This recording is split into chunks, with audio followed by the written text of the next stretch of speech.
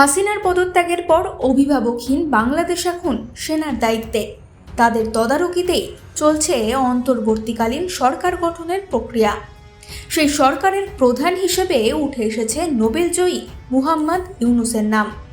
বৈষম্য বিরোধী ছাত্র আন্দোলনের নেতারা অন্তর্বর্তীকালীন সরকারের প্রধান উপদেষ্টা হিসেবে মোহাম্মদ ইউনূসের নামই প্রস্তাব করেছেন।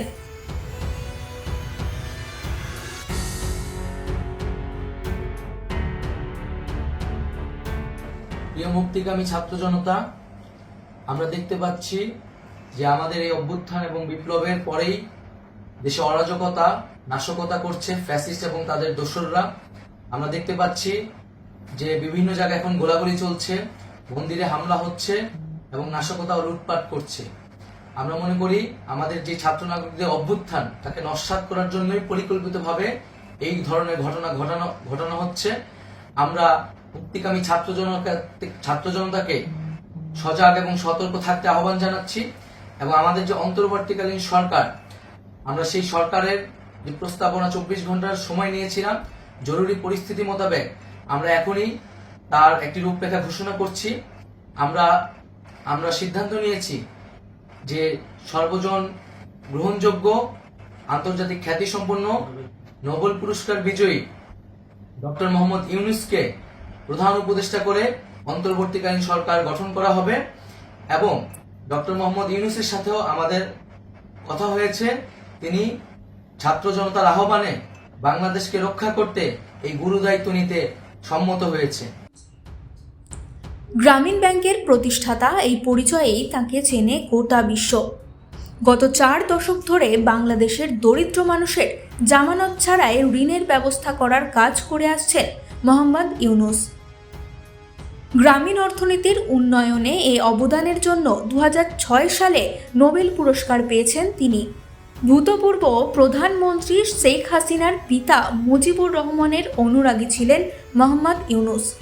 একসময়ে হাসিনার সঙ্গে ছিল তার সুসম্পর্কও, কিন্তু পরে সময়ের ফেরে এই বন্ধুত্বপূর্ণ সম্পর্কে ঘটে ছন্দপতন। ইউনূসের গ্রামীণ ব্যাংকে কটাক্ষ করে গরিবের রক্তচোষাও বলতে ছাড়েননি শেখ হাসিনা ও তার দল। আওয়ামী লীগের হাতযশেই একসময় মোহাম্মদ ইউনূস জড়িয়ে পড়েন বিভিন্ন মামলায়। তার সংস্থার বিরুদ্ধে দেশে শ্রম আইন ভাঙার অভিযোগ ওঠে। 6 মাসের জন্য কারাদণ্ডের সাজাও দেওয়া হয়েছিল তাঁকে। 2007-এ বাংলাদেশের ক্ষমতার অলিন্দে যখন পা পড়েছিল সেনার, তখনও তত্ত্বাবধায়ক সরকারের প্রধানমন্ত্রী হওয়ার প্রস্তাব গিয়েছিল নোবেলজয়ী অর্থনীতিবিদ মোহাম্মদ ইউনূসের কাছেই, কিন্তু সে সময়ে তিনি ফিরিয়ে দিয়েছিলেন প্রস্তাব। কিন্তু 17 বছর পর বদলে গিয়েছে সম্পূর্ণ দৃশ্যপট।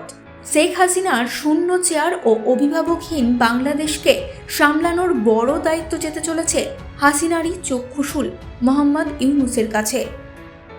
অন্তর্বর্তীকালীন সরকার প্রধানের প্রস্তাবের পর মুহাম্মদ ইউনূসের বার্তা: আমি সাহসী ছাত্রদের অভিনন্দন জানাই, যাঁরা আমাদের দ্বিতীয় বিজয় দিবসকে বাস্তবে রূপ দিতে নেতৃত্ব দিয়েছেন, এবং অভিনন্দন জানাই দেশের আপামর জনসাধারণকে, যাঁরা ছাত্রদের এই আন্দোলনে পূর্ণ সমর্থন জুগিয়েছেন। আমাদের কোনো প্রকার ভুলের কারণে এই বিজয় যেন ক্ষুণ্ণ না হয়। বর্তমান পরিস্থিতিতে সবাইকে শান্ত থাকতে ও স্থাবর ও অস্থাবর সম্পদ নষ্ট করা থেকে বিরত থাকতে আবেদন জানাচ্ছি। এক নজরে মুহাম্মদ ইউনূসের জীবন। মুহাম্মদ ইউনূসের জন্ম 1940 সালের 28শে জুন। ঢাকা বিশ্ববিদ্যালয় থেকে 1960 সালে অর্থনীতিতে স্নাতক, 1961 সালে অর্থনীতিতে স্নাতকোত্তর ডিগ্রি, মার্কিন যুক্তরাষ্ট্রের বিশ্ববিদ্যালয় থেকে অর্থনীতিতে পিএইচডি। পরে বাংলাদেশের সরকারের পরিকল্পনায় কমিশনে যোগ দেন। সেই চাকরি ছেড়ে গ্রামীণ অর্থনীতি নিয়ে কাজ শুরু করেন। 1983 সালে প্রতিষ্ঠা হয় গ্রামীণ ব্যাংকের।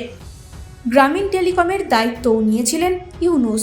2006 সালে শান্তিতে নোবেল পুরস্কার পান এই অর্থনীতিবিদ। এছাড়াও একাধিক পুরস্কার ও সম্মান রয়েছে তাঁর ঝুলিতে। ব্রাজিলে রিও অলিম্পিক্সের মশালও বহন করেন মুহাম্মদ ইউনূস। এই সময় ডিজিটাল।